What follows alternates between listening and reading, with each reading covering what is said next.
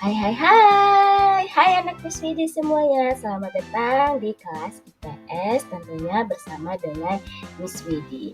Kita akan melanjutkan materi kita minggu lalu.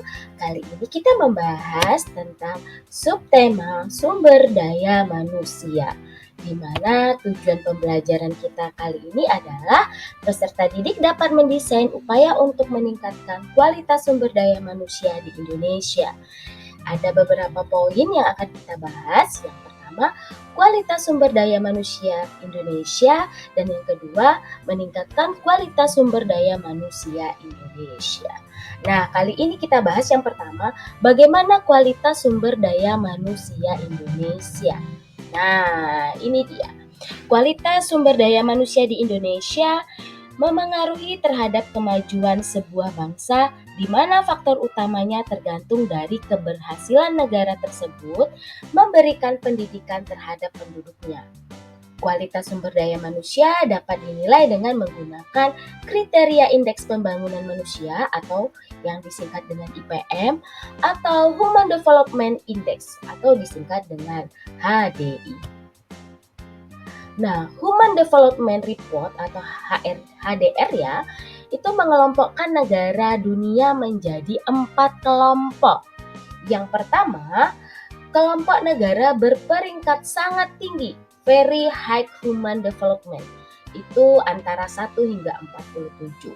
Ya. Yang kedua, tinggi, High Human Development antara 48 hingga 49. Sedangkan yang ketiga itu sedang, medium human development itu antara 94 sampai 141. Dan yang keempat adalah rendah ya, atau low human development antara 142 hingga 187. Nah, itu rank-ranknya untuk mengelompokkan negara itu menjadi 4 kelompok ya. Tinggi, tinggi, sedang, dan rendah. Nah, kali ini kita lihat berdasarkan Indeks Pembangunan Manusia (IPM) dari United Nations Development Programs atau UNDP pada tahun 2015, Indonesia berada di peringkat 110. Pada tahun 2019, Indonesia berada di peringkat 110. Jadi di tahun 2015 itu peringkat 110 dan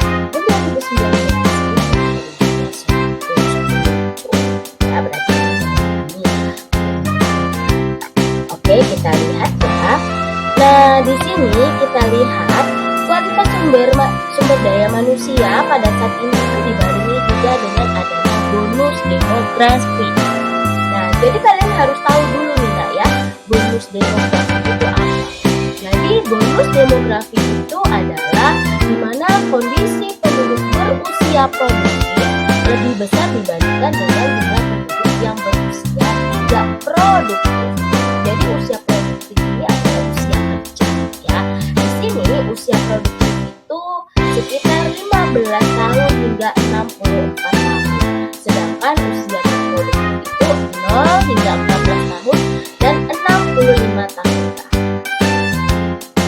Dan di sini faktor penentu keberhasilan bonus demografi itu ada 3. Yang pertama ada tingkat pendidikan, kesehatan, dan pendapatan. Nah, di sini kita lihat bagaimana meningkatkan kualitas sumber daya manusia Indonesia. Apa yang kira-kira yang dapat kita lakukan? Nah, yang dapat kita lakukan salah satunya yaitu pengembangan sumber daya manusia itu merupakan bagian dari proses pembangunan nasional Indonesia. Sumber daya manusia sangat penting dalam proses pembangunan nasional. Oleh sebab itu ada 4 kebijakan pokok dalam upaya meningkatkan sumber daya manusia. Ya, ada 4 kebijakan pokok. Dapat kita lihat yang pertama, kebijakan yang pertama itu adalah peningkatan kualitas hidup yang mencakup kualitas sumber daya manusia, baik jasmani dan rohani, serta kualitas kehidupan seperti perumahan dan pemukiman yang sehat. Ya. Yang kedua, peningkatan kualitas sumber manusia yang produktif dan upaya pemerataan penyebaran penduduk.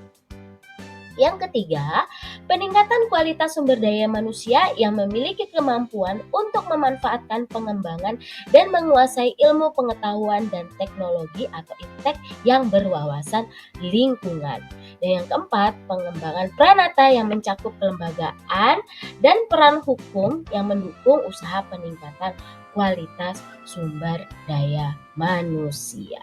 Nah, jadi Miss Widi harapkan anak-anak Miss Widi paham nih 4 kebijakan pokok ini ya. Jadi artinya kalau poin yang pertama itu kualitas sumber daya manusianya itu artinya manusianya ini sehat jasmani maupun rohaninya, serta mereka itu berada di lingkungan yang sehat, lingkungan tempat tinggalnya yang sehat.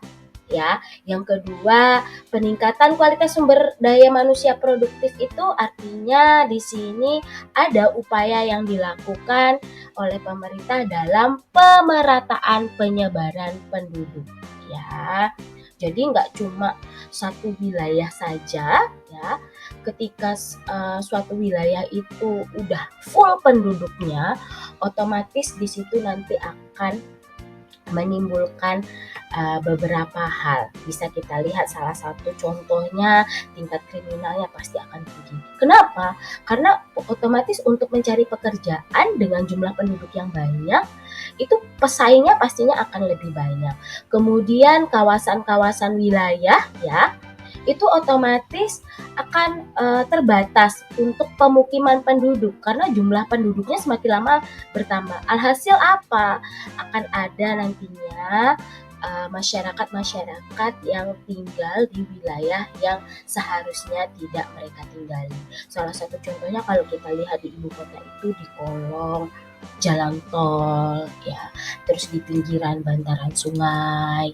Nah, terus yang ketiga di sini juga ditekankan bahwasanya masyarakat kita atau orang-orang Indonesia ini dapat menguasai ilmu pengetahuan dan teknologi itu yang ramah lingkungan. Jadi apapun yang mereka lakukan ya, misalnya membuat sebuah penelitian atau melakukan kegiatan-kegiatan, mereka selalu memperhatikan dampak yang akan ditimbulkan di lingkungan itu nantinya untuk jangka panjang ataupun jangka pendek. Kemudian pengembangan pranata.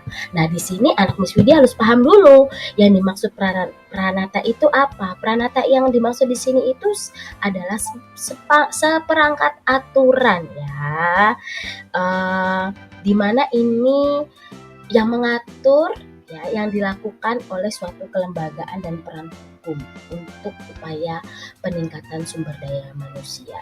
Jadi ada aturan-aturannya. Oke, next. Terdapat beberapa hal yang harus menjadi prioritas utama dalam pengembangan kualitas sumber daya manusia. Antara lain ya, kita lihat sistem pendidikan yang baik dan bermutu. Yang kedua, penguatan peran agama dalam kehidupan sosial bermasyarakat dalam rangka memperkokoh jati diri dan kepribadian bangsa. Yang ketiga, meningkatkan kapasitas sumber daya manusia melalui berbagai diklat, kompetisi, pembinaan, dan lain-lain. Dan yang keempat, pembinaan dan pengembangan masyarakat terutama generasi muda. Jadi ada beberapa hal ya yang dapat dilakukan ya untuk meningkatkan kualitas sumber daya manusia. Kalau yang tadi kebijakannya dan yang ini itu hal yang utama untuk meningkatkan atau sebagai prioritas dalam pembangunan kualitas sumber daya manusia. Oke anak-anak Miss Widi, nah untuk materi kita sumber daya manusia mungkin cukup sampai di sini ya. Sampai jumpa di video berikutnya dengan next materi kita yang baru. Miss Widi harapkan anak Miss Widi dapat mempelajarinya kembali ya, dan dapat membantu kalian dalam pembelajaran. Oke, sekian video kali ini. See you, bye-bye.